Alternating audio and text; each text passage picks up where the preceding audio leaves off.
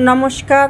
বিনার জগতের সকল বন্ধুদের অনেক অনেক ভালোবাসা শুভেচ্ছা জানিয়ে আমি আমের আচার করছি। তো এই মশলাটা আমি করে নিয়েছি আধকচাভাবে। এখানে ধনে, জিরে, সর্ষে, কালো সর্ষে, সাদা সর্ষে, মৌরি, একটু মেথি, শুকনো লঙ্কা, সমস্ত মশলা আমি গোটা মশলা হালকা একটু গরম কড়াইয়ে একটু নেড়ে নিয়েছি, নিয়ে মিক্সচারে আমি মশলাটা করে নিয়েছি। এখানে আমটা আমি একটা রোদ খাইয়েছি। তো এই আম এটা অনেকেই খায়। এই আমের আচারটা রুটি দিয়ে, পরোটা দিয়ে খুবই ভালো লাগে। তো যাদের ভালো লাগে এই আচারটা খেতে অবশ্য করে কমেন্ট করে বলবে। আমি এখানে দুটো অলরেডি করে ফেলেছি। তো আমি ভিডিওটা বন্ধুরা একা একা করি। ভিডিওটা আমি তো বাড়িতে থাকি না, লোকের বাড়িতে কাজ করি, রাতের বেলায় বাড়ি এসেছি। তো কালকে আমগুলো কেটে রেখেছিলাম। আর এখানে তেল আচার করেছি কৌটোয়, 2 কৌটোতে মিষ্টি আচারও করেছি। তো মিষ্টি আচারের রেসিপিটা তোমাদেরকে দেখিয়েছি।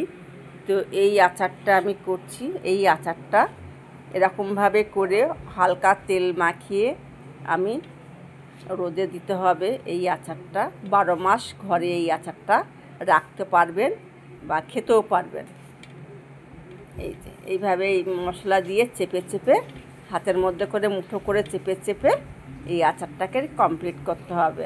আর ভীষণ এই আচারটাকে অল্প অল্প তেল দিয়ে দিয়ে রোদ খাওয়াতে হবে।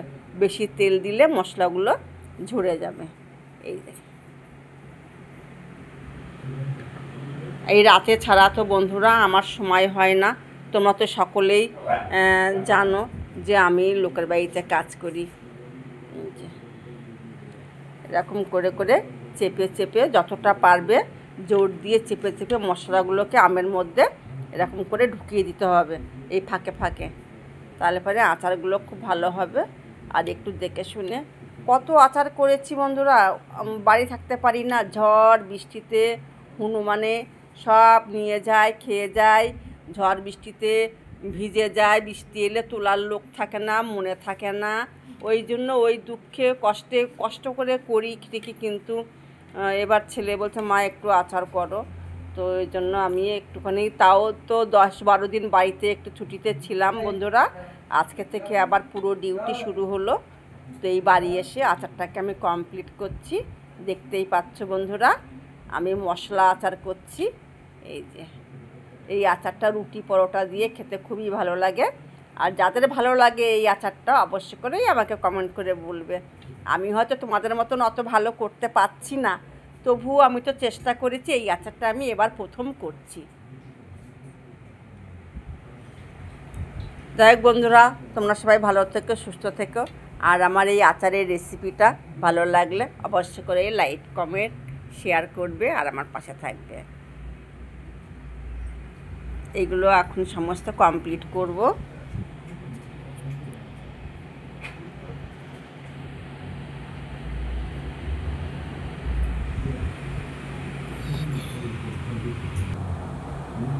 তো বন্ধুরা দেখতেই পাচ্ছ, আমি রাত্রেবেলায় কাজের বাড়ির থেকে বাড়িতে এসেছি। এসে দেখো যে আচারগুলো তোমাদেরকে দেখালাম এরকম হয়েছে। এগুলো এখন শুধু রোদ খাওয়াতে হবে।